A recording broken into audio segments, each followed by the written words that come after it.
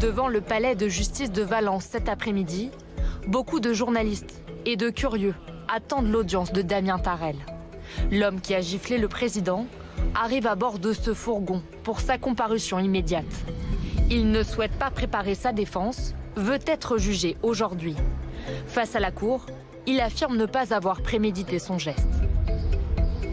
Ma réaction a été impulsive, je ne l'apprécie pas et il s'est dirigé vers moi, ça m'a surpris. J'ai vu son regard sympathique et menteur qui voulait faire de moi un potentiel électeur. L'accusé reprend pourtant. On a envisagé de faire quelque chose de marquant. On a envisagé de prendre un gilet jaune quelques jours avant ou de prendre un œuf ou une tarte à la crème. Ce sera finalement une claque. Lors de son acte, Damien lance ce cri de guerre royaliste. L'homme de 28 ans, inconnu des services de police et sans emploi, est un passionné d'histoire médiévale.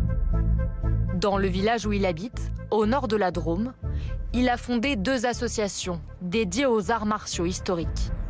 Loïc était présent à ses côtés seulement quelques minutes avant la gifle.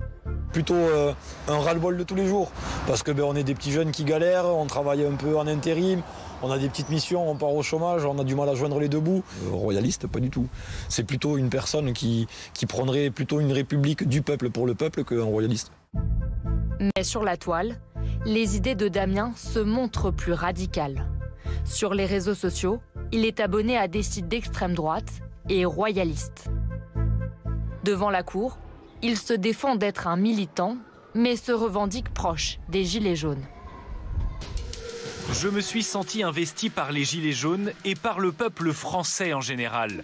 Sans être de droite ou d'extrême droite, je suis patriote.